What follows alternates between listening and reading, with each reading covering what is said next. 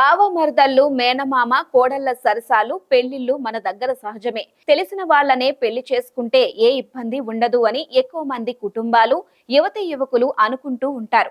అయితే ఇలాంటి మేనరికపు పెళ్లిళ్లు వద్దంటున్నారు శాస్త్రవేత్తలు. మేనరికపు వివాహాలు పుట్టే పిల్లలకు శాపంగా మారుతున్నాయని హెచ్చరిస్తున్నారు. దగ్గరి సంబంధం పెళ్లిళ్లు చేసుకుంటే పుట్టే పిల్లలకు జన్యు వ్యాధులు వచ్చి జీవితం నరకప్రాయం అవుతోందని సూచిస్తున్నారు. అరుదైన జన్యు వ్యాధులకు సంబంధించి 2021లో కేంద్ర ప్రభుత్వం జాతీయ విధానాన్ని తీసుకొచ్చింది. ఇందులో భాగంగా హైదరాబాద్ లోని నిమ్స్ సహా దేశంలోని 12 ఆసుపత్రులను జన్యు వ్యాధులకు సెంటర్ ఆఫ్ ఎక్సలెన్స్ లుగా ఎంపిక చేసింది. జన్యు వ్యాధులతో వచ్చే చిన్నారులకు హైదరాబాద్ లోని centre for DNA, finger printing and diagnostics లో జన్యు పరీక్షలు నిర్వహించిన అనంతరం నిమ్స్ లో చికిత్స అందిస్తున్నారు. నిమ్స్ కు జన్యు వ్యాధులతో 2014లో 2453 మంది వస్తే 2024లో ఆ సంఖ్య 12,042కు పెరిగింది.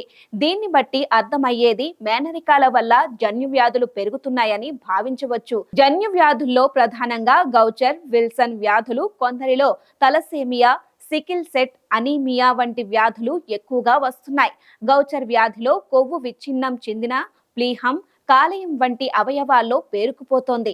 దీంతో ఎముకలు బలహీనపడటంతో కీళ్ల వ్యాధులు దాడి చేస్తాయి. విల్సన్ వ్యాధి కాలేయంపై దాడి చేస్తుంది. కోపర్ నిల్వలు కాలేయంలో పేరుకుపోయి దాని పనితీరును దెబ్బతీస్తుంది. కొన్నాళ్లకు కాలేయ మార్పిడి చేయాల్సి వస్తుంది. దీనికి లక్షల ఖర్చు అవుతుందనే విషయం తెలిసిందే.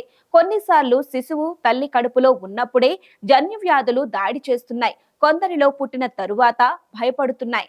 నిమ్స్ కు వచ్చే జన్యు వ్యాధుల కేసుల్లో ఎక్కువ శాతం మేనరికాలు చేసుకున్న దంపతుల సంతానమే కావటం గమనార్హం. జన్యు వ్యాధులు రాకుండా ఉండాలంటే మేనరికపు వివాహాలు వద్దనే చెబుతున్నారు శాస్త్రవేత్తలు. ఒకే రక్త సంబంధికుల మధ్య జరిగే వివాహాల్లో పేరెంట్స్ నుంచి పిల్లలకు అలా తరతరాలకు డిఎన్ఏ వెళ్తుంది.